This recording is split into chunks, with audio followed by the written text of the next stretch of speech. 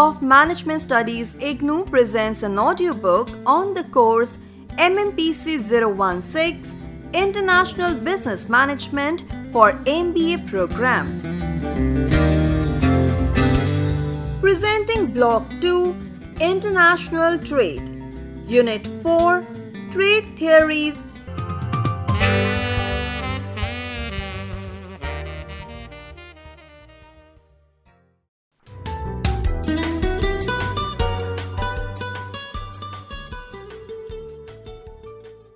Objectives. After reading this unit, you should be able to 1. Understand the analytical foundations of international trade. 2. Know how the nations decide their trade policy. 3. Understand different trade theories. And 4. Know FDI approaches to international trade.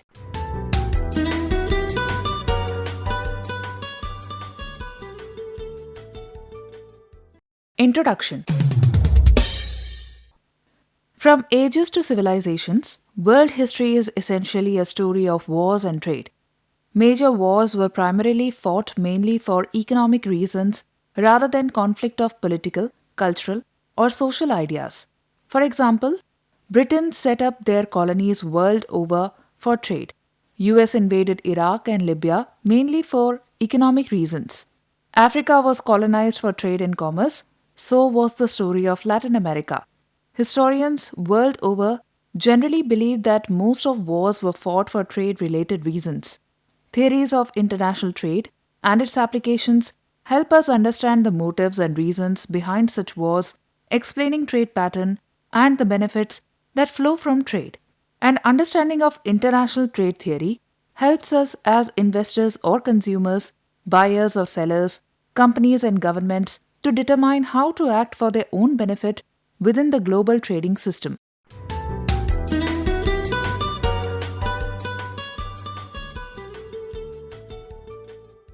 Classification and importance of trade theories. Firstly, international trade theory helps us explain the trade patterns, trade motives, trade trends, and observe trade.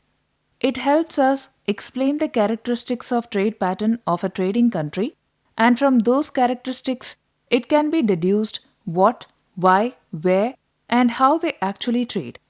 Various trade theories provide us easy understanding and explanations about reasons, characteristics, and motives behind trade. Secondly, trade theory also helps us understand and to know about the effects of trade on the domestic economy or sectors of economy, and helps diagnose cause and effect relationship, which in turn help the country policy makers to evaluate different kinds of policies. As a result, government can plan for policy interventions to boost up trade and international commerce and bringing prosperity to country, thus generating welfare in society. International trade theories helps us understand that why do countries specialize in trade. For example, a strong economy like Japan import wheat, corn, chemical products, aircraft, manufactured goods, and informational services from other countries. Answer is that countries world over are endowed with different natural, human, and capital resources. Each country varies from each other in combining these resources. In a globalized setup, each country cannot be efficient as the best at producing the goods and services that their residents demand. As a result, they have to trade off their decisions to produce any good or service based on opportunity cost. Opportunity cost model helps us understand the choice of producing one good or another. The production decision of the country will be dependent on conundrum that it is more efficient to produce the goods and services with lower opportunity cost with increased and specialized production to trade those goods with the goods of higher opportunity cost.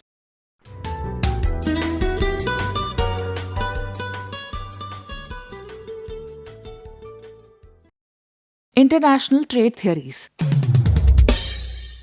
International trade business began with international trade operations, which were facilitated by the global economy's laissez-faire attitude. It improved the well-being of many nations, and the position of trade barriers reduced trade gains, giving rise to the search for alternative avenues to boost net exports. Alternative trade routes resulted in the establishment of companies in foreign countries via FDI.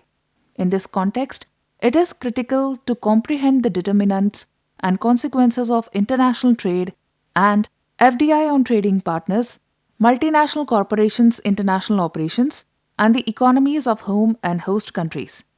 Several theories have been developed across countries over time, which have served as the foundation for international trade and FDI. Theory of mercantilism. From the 16th to the 18th centuries, world trade was based on the economic theory and practice of mercantilism, particularly in Western Europe, namely France, England, and Germany. It included elements such as belief in protectionism, nationalism, and the welfare of the nation. Furthermore, it included the planning and regulation of economic activities in order to achieve national goals, as well as the reduction of imports and promotion of exports. The trade revolution gave rise to a new economic concept known as mercantilism. According to this theory, agriculture practices have a very limited impact on a country's economic development because agriculture becomes unproductive after a certain period of time. However, economic development through the use of industries has no bounds. The mercantilists, primarily European countries, believed that a nation's power lies in its wealth, which grew by increasing gold and silver reserves. This was thought to be possible by establishing a favorable trade balance. This belief gained traction on the grounds that gold could be used to fund military expeditions and wars, and that exports would create jobs in the economy. Adam Smith and Ricardo criticized mercantilism theory by emphasizing the importance of individuals and pointing out that their welfare was the welfare of the nation. They believed in liberalism and defined national wealth as the sum of enjoyments of individuals in society. Their trade doctrines were founded on the laissez-faire principle and specialization in the production of goods for which resources were most suitable and easily available. The critics of mercantilism accepted any activity that would increase people's consumption. Mercantilists failed to recognize that export promotion and import substitution are not possible in all countries and that mere possession of gold cannot improve people's well-being. Keeping resources in the form of gold reduces production of goods and services, lowering the welfare of citizens. The concentration of production of goods for domestic consumption through less efficient use of resources will result in less production and lower gains from international trade. Theory of absolute cost advantage. Adam Smith advocated the theory of absolute cost advantage. Many factors influence bilateral trade between the two countries, including transportation costs, tariffs, internal and external factors, national and international aspects, and so on. Every country should invest in the production of the commodity that it can produce more cheaply than the other country and exchange it for the commodity that is less expensive in the other country. Keeping all the variables constant, the following assumptions of the absolute cost advantage theory. 1.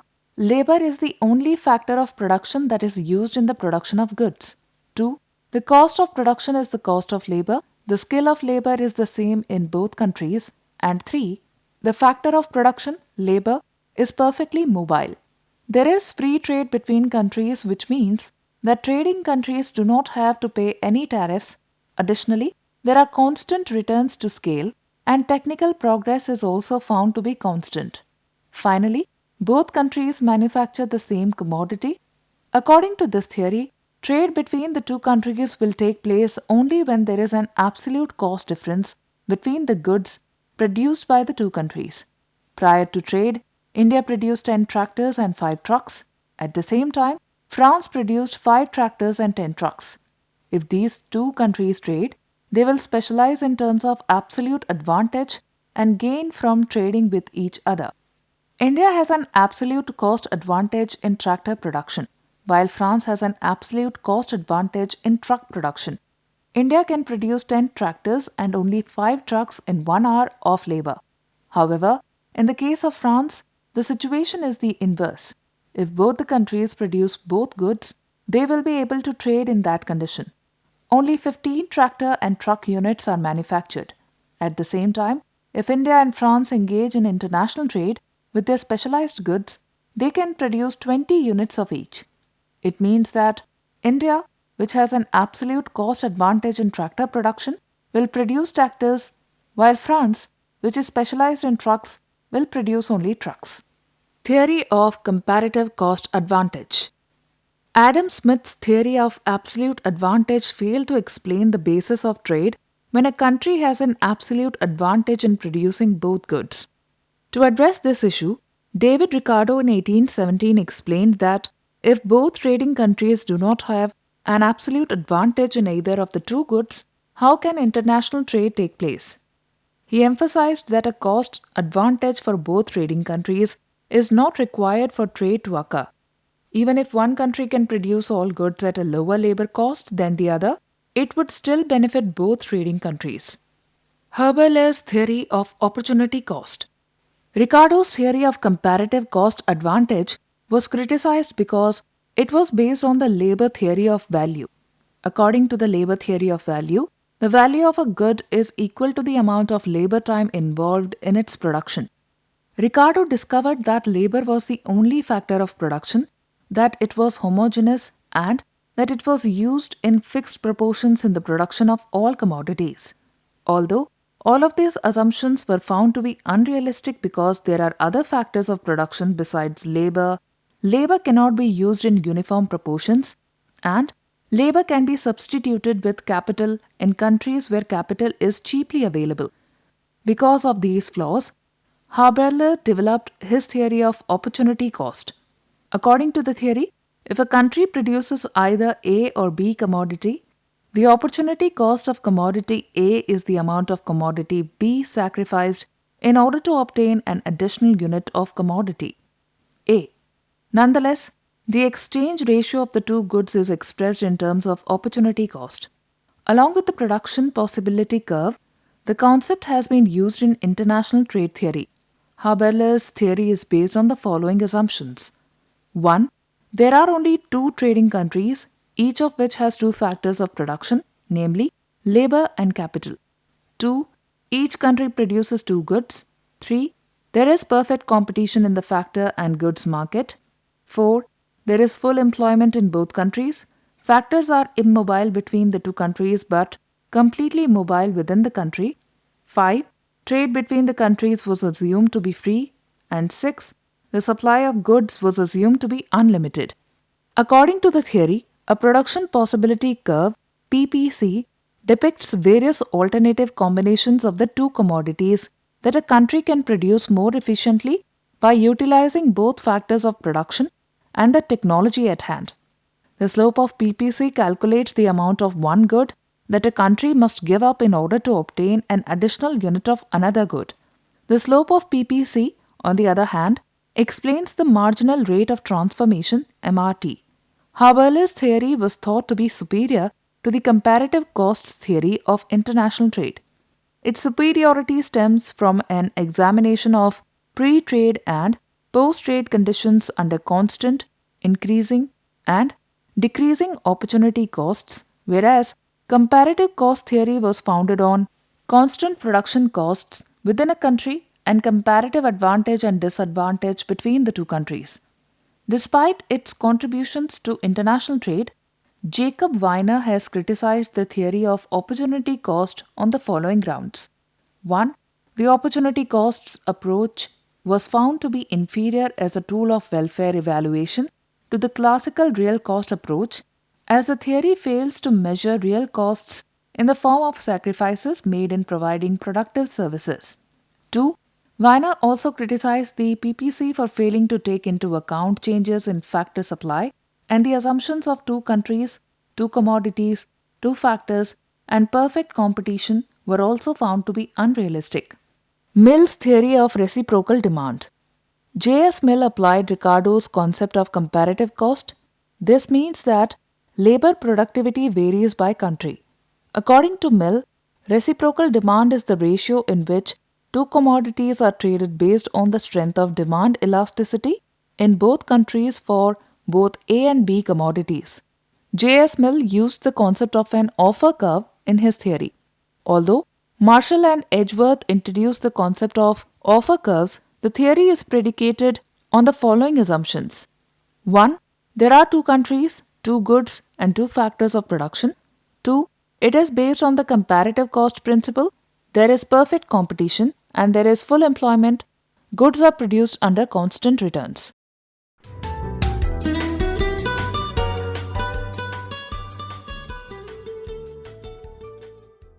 Heckscher-Ohlin theory.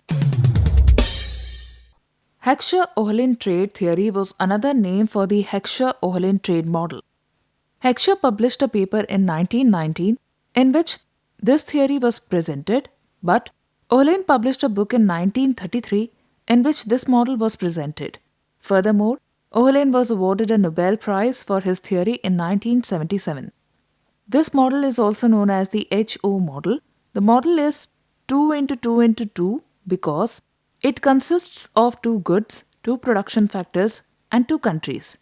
Capital and labor are the two factors. Ricardo failed to explain how comparative advantage is determined. According to this theory, a country will export commodities with abundant factors and import commodities with scarce factors. However, in Adam Smith and Ricardo's trade models, labor was the only factor input and the differences in the trade is determined by labor productivity.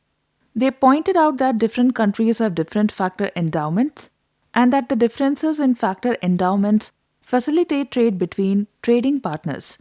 The theory is based on the assumption that there are trade barriers and that goods and factor markets are perfectly competitive. Furthermore, the theory is predicated on comparative advantage in terms of relative factor prices. As a result, if a country has a large amount of capital, it will produce capital-intensive products and export them in exchange for labor-intensive products, while another country, which is rich in labor, will produce and export labor-intensive goods. Despite this, it will import capital-intensive goods. The term abundance has two meanings in this theory. It refers to the price of the factor and it refers to the physical quantity of the factor. If there are two countries, A and B, then the prosperity of the country in terms of factor prices means that the price of the factors of production is relatively lower. Unlike the classical trade model, HO trade theory cannot guarantee the desired income distribution among the country's various classes. Because of the greater demand for producing respective goods for the global market, returns to capital are higher in country A and returns to labor are higher in country B. The traditional trade models were predicated on certain assumptions, such as no transportation costs and the free flow of information to all producers and consumers. They do not account for the effects of trade on global prices. These trade theories are static and ignore the effects of technological progress on global economic growth. These are real concerns that must be addressed in a customized description of classical and neoclassical theories. If a country has a monopoly on a particular good, it can have an impact on global prices. It can either supplement its gain through optimal tariffs, which seek to maximize the welfare of the country. Trade has the potential to complicate the growth process. It can have an impact on employment and even the overall well-being of the country. This is possible in the case of exponential growth. The country ends up with lower real income after growth because the benefits of higher output are washed out by deteriorating trade terms. However, it should be noted that the adapted version of the basic theory does not change the assumption that a country produces and exports the product in which it has a comparative advantage and uses the abundant factor in the production. The country benefits from trade, but the distribution of gains can be distorted. Change in trade is not free, but the short-term cost of adjustment should be balanced against the long-term benefits of trade. The theory was criticized on the following grounds. The assumption of 2 into 2 into 2 model was found to be unrealistic. Unlike classical theory, this theory was also static in nature. The theory was based on the assumption of homogeneous factors, which was calculated with the help of factor endowment. The techniques of production cannot also be homogeneous even for the same good in the two countries as assumed in HO model. The theory is based on another assumption of similar taste. The theory was based on the assumption of constant returns to scale, which is also not true because a country with a rich factor endowment frequently obtains the benefits of economies of scale through a smaller amount of production and exports, implying that there should be increasing returns to scale. The theory does not take into account transport costs in trade between trading countries, the impractical supposition of full employment and perfect competition. The Leontief paradox has been proven. The Leontief paradox.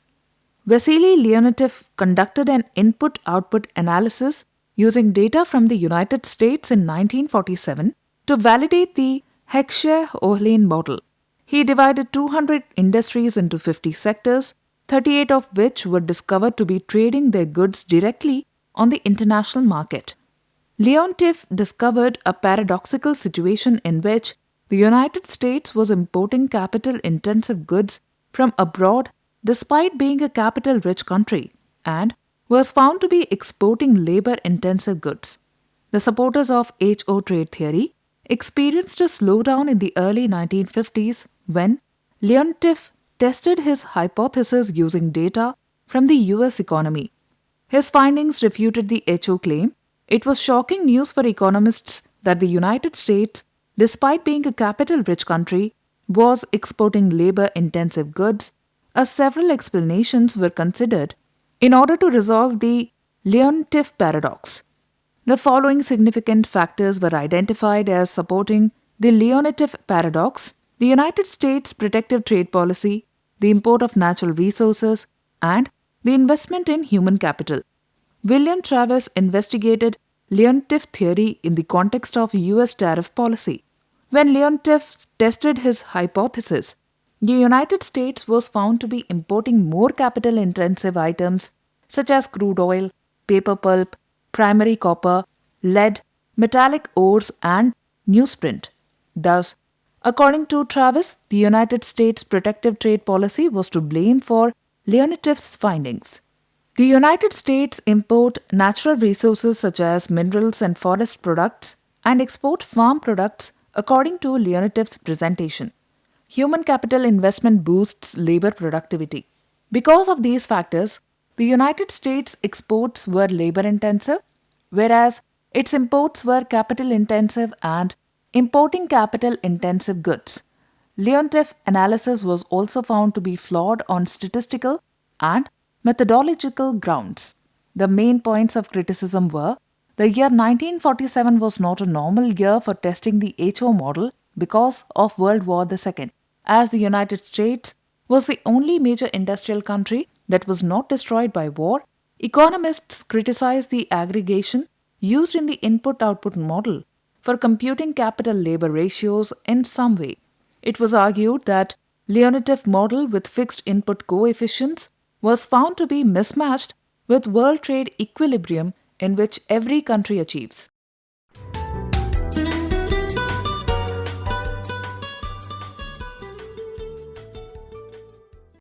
Foreign direct investment (FDI) theories. Despite multinational enterprises' dominance of world production and trade in the post-World War II period, the search for FDI theories is a contemporary phenomenon. Stephen H. Heimer demonstrated in his doctoral thesis, The International Operations of National Firms, a study of direct investment, that traditional theories of international trade and capital movements were incapable of illuminating the contribution of MNEs in foreign countries in 1960.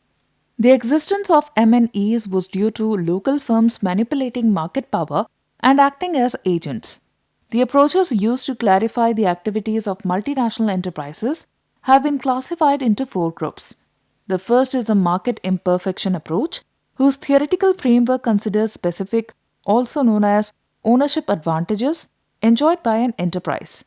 Through these benefits, FDI is restricted and international companies also collude with other firms to increase their profits. Second, the product life cycle model examines various stages of the company. There are chronological stages in the life cycle of a company's innovative products. Third, the failure of traditional theories of international trade and Capital movements based on the assumption of perfect competition, as well as its prevalence in various segments of the international market, provide ample scope. It gave rise to the transaction cost theory of FDI, which states that firms make foreign investments to increase their competence and reduce transaction costs. Finally, the eclectic paradigm that surrounds other FDI theories provides a logical framework for conducting empirical investigations that are most relevant to the problem at hand. The eclectic paradigm is not a theory in itself, but rather a synthesis of contradictory theories. Market imperfections approach. The expansion of MNEs has always perplexed neoclassical economists because of how these enterprises can make profits in foreign countries where production costs are higher than in the domestic market. Because many people were unaware of the host country's history, it was difficult to take advantage of the situation. It may be preferable for the foreign company to pass on its reward to local entrepreneurs who, along with other local advantages, could supply at a lower cost than the foreign investors. The response to this paradoxical situation was present in the existence of the imperfect market in the foreign countries. Heimer presented a case for market imperfection approach. According to him, the traditional theories of international trade and capital movements were not enough to explain the association of MNEs in international market. Their presence was observed to be due to market imperfections. The supporters of this approach thought that the prevailing market imperfections were structural and arose from the innovation of better technology, access to capital, control of distribution system, economies of scale, differentiated products, and improved management. All these factors facilitated the foreign enterprises more than offset the shortcomings from their operations in the foreign market and the additional cost incurred there. Heimer was primarily concerned about the market power of MNEs, which limited the entry of other firms. Market power is the result of collusion with others in the industry to avoid competition, resulting in higher profits. There is a one-way causal link between the firm's behavior and the imperfect market structure. Market power was the first developed in the home country, and as profit margins in the home country shrank, the firm invested abroad and gained control of the foreign market through patent rights. Because the profit margin in the home country has decreased, the firm invests abroad and controls the foreign market through patent rights. The eclectic paradigm.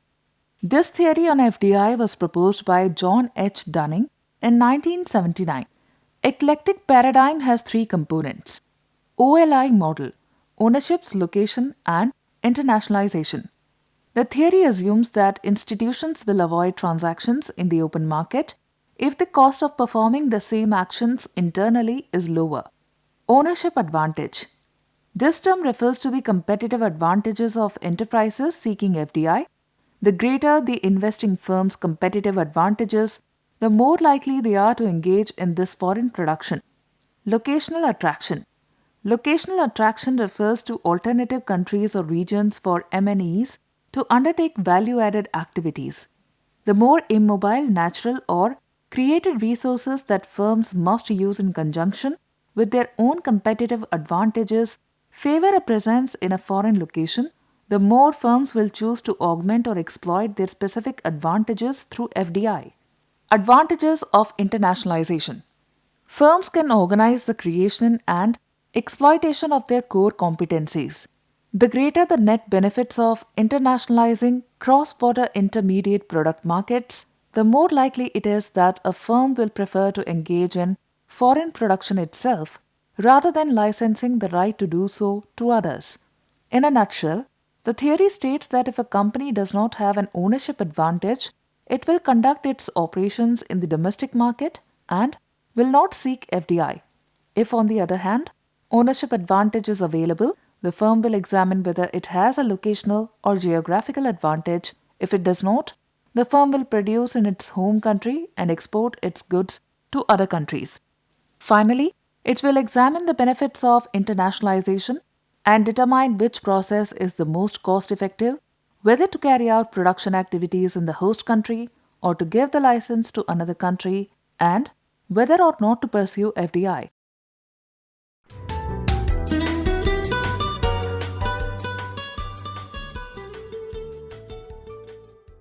Summary. The rational structure of international business is built around the activities of MNEs, which are explained by the internationalization process. Prior to the advent of multinational corporations, the terms foreign trade and international business were simply interchangeable. The international transactions were directed by international trade doctrines based on labor cost differentials and free trade. MNE's innovative efforts, technological development, and management styles have rendered international trade theories obsolete. Theorists began to develop FDI approaches in support of international business for the enhancement and welfare of the world economy. Several theories have been developed over time to explain the foundations of international trade and FDI. The doctrine of mercantilism was the first in international trade. Its underlying assumption was that a country could become wealthy by acquiring gold from abroad, which could only be accomplished by increasing exports and decreasing imports. They were most concerned with the national interest. Adam Smith and David Ricardo opposed mercantilist ideas on the grounds that the gains of individuals were the gains of the nation, and any action that increased the consumption of the people should be viewed favorably. The investigation of FDI theories is a relatively new phenomenon. Heimer discussed in his doctoral dissertation in 1960 that traditional theories of international trade and capital movements were unable to explain the association of MNEs with foreign countries. There are 4 types of FDI approaches. The first is the market imperfection approach, which assumes that MNEs have certain ownership advantages and control FDI through them. The proponents of this approach believed that the existing market imperfections were monopolistic structural imperfections that arose as a result of factors such as innovation, superior technology, access to capital, distribution system management, economies of scale, differentiated products, and improved management. All of these factors aided MNEs in compensating for the disadvantages of their operations in foreign environments.